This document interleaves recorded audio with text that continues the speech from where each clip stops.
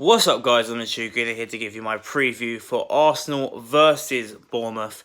It should be a very tricky game at the Emirates. Our final game before the next international break, of course. And Bournemouth are a side who are only actually a point behind us in the table. There's around 6 to 7 teams on 11 points. I think us and West Ham are on 12 and that's it. But yeah, there's about a group of 6 to 7 teams on 11 points, and Bournemouth are one of them. There are no mugs, but we are at home, so I am expecting 3 points. And some of the lads who played yesterday, I think, have a very, very good chance of starting on Sunday because they impressed that much. And our Premier League team, our Premier League side, hasn't been that great at all in terms of performance levels. Yes, we've only lost one game this season, but we haven't exactly looked great. Meanwhile, the second team, or what's supposed to be the second team, even though it's only against what people might call farmers, and of course Nottingham Forest as well, but you can only play what's in front of you. Martinelli scoring 4 goals in 2 games. For me, he's got to start on Sunday.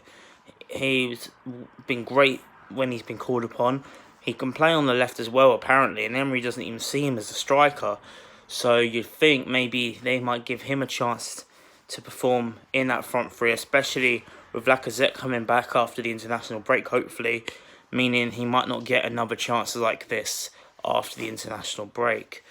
More about Bournemouth. Obviously, we know what kind of players they have that could cause us a lot of problems. Ryan Fraser, we were linked with a hell of a lot in the summer. To the point where Bournemouth were putting out statements and it looked like it could have been done, and then obviously we did end up signing Pepe in the end. So that was good. Or is it good? Because we don't even know if he is going to come good, but hopefully he will. Obviously we know about Fraser. Callum Wilson, prolific goal scorer for England and Bournemouth. Well, not really England, he doesn't play that much, but when he's called upon for England, he does play well.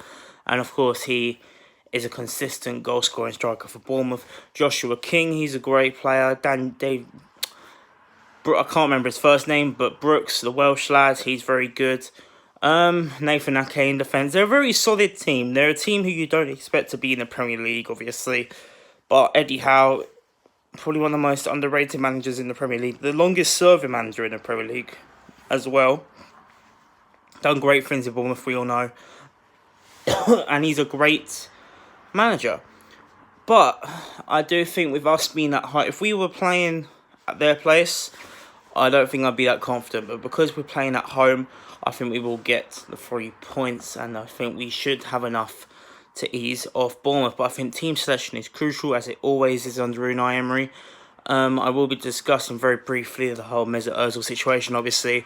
What I didn't mention after my reaction to the game yesterday was that Ozil was once again left out of the whole squad. It's clear to me that they're clearly trying. When I say they, I'm thinking the guys upstairs as well as Unai Emery is probably. I reckon he has very well been directed to say, right, this guy's on 350 grand a week. He doesn't warrant that, so we're going to throw him out the team. Now, there's 2 ways I look at this. Squadron Mustafi was serviced to requirements in the summer, and he's still here, and they're still playing him in the cup games.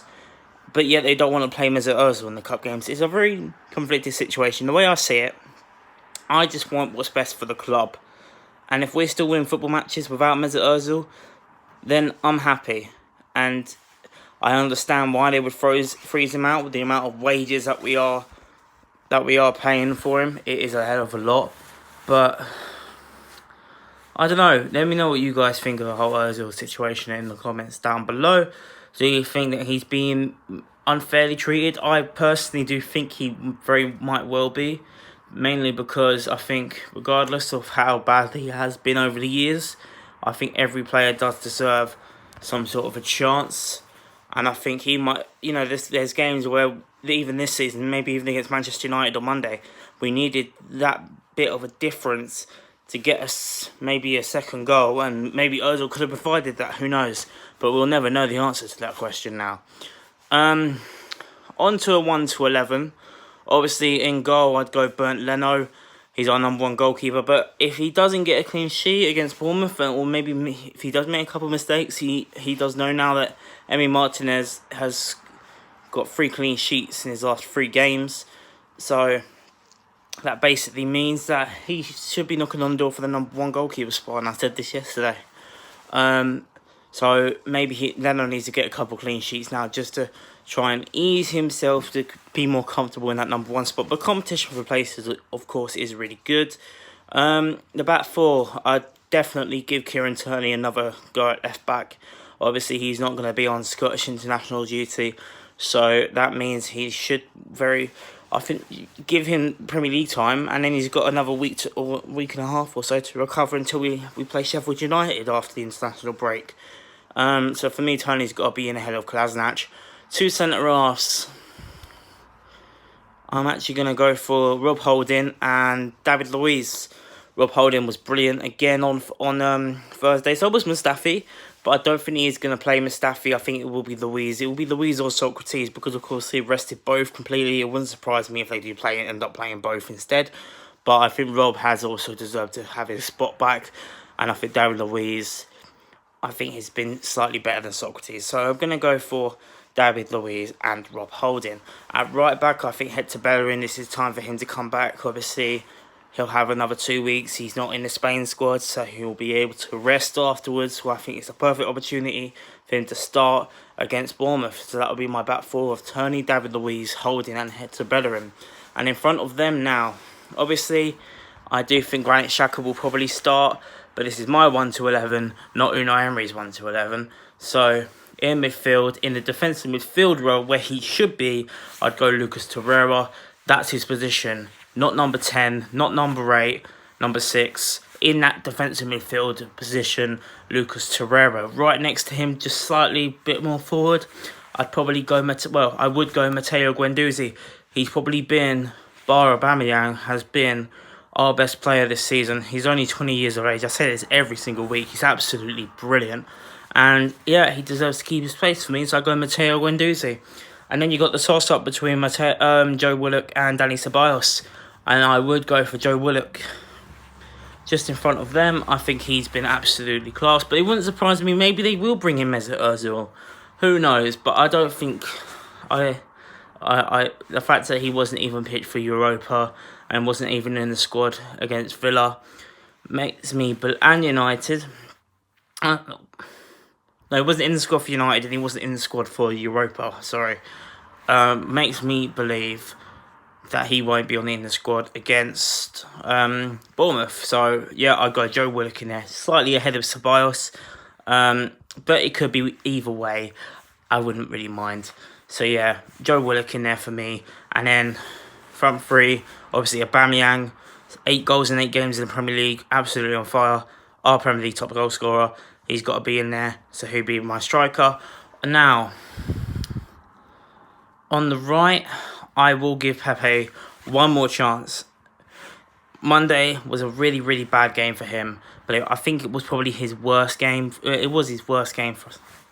It is his worst game for us in an Arsenal shirt. And I think before that, everyone's over-exaggerating. He actually has not been that bad. He's just been missing that goal. And hopefully he can get off the mark in open play, because I don't think scoring a penalty really does help him.